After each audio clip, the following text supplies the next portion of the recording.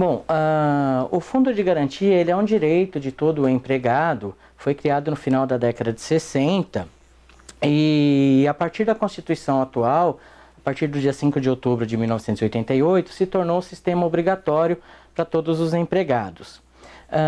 O que tem se colocado em discussão atualmente é a questão da taxa de reajuste que o sistema do Fundo de Garantia vem aplicando desde 1999 até os dias atuais.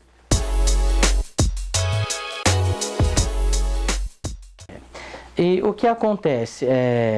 Foi distribuída uma ação que está pendente de julgamento pelo Supremo Tribunal Federal, no qual o pedido formulado é no sentido de substituir a TR, que é a taxa referencial, que é utilizada ainda hoje, por um outro índice que seja capaz de equiparar as perdas inflacionárias.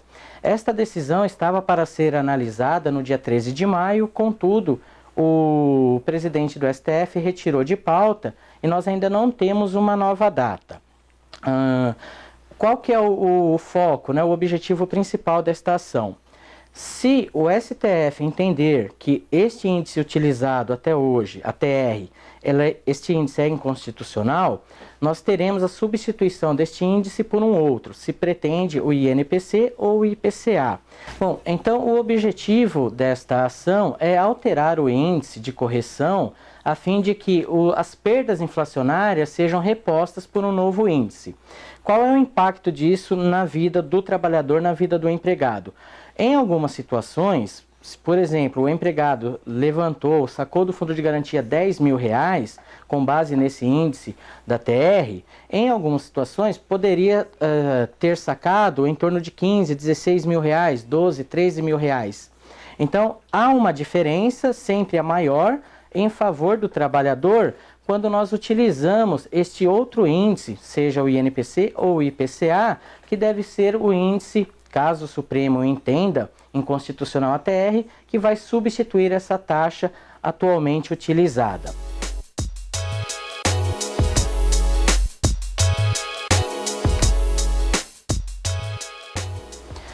Exatamente. O fundo de garantia é um direito previsto constitucionalmente, de modo que esta decisão do Supremo Tribunal Federal não afeta a obrigação que o empregador tem de todo mês recolher 8% do valor do salário do empregado para a conta vinculada. Isto não será analisado por esta ação do STF.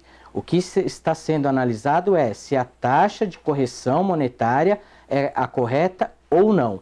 O empregador continua com a obrigação mensal de fazer os depósitos do fundo de garantia.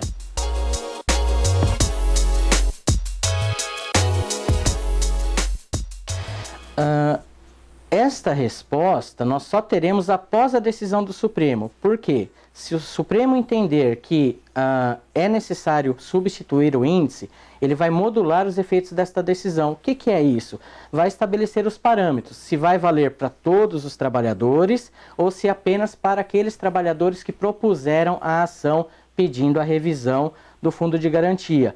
Por isto, é importante que os trabalhadores que tenham conta no fundo de garantia procurem o advogado de sua confiança para propor estas ações, porque corremos um risco de o Supremo Tribunal Federal entender que o índice utilizado é inconstitucional, mas que apenas aqueles que procuraram este direito, que propuseram ações na justiça, é que terão direito a esse reajuste, a esta diferença.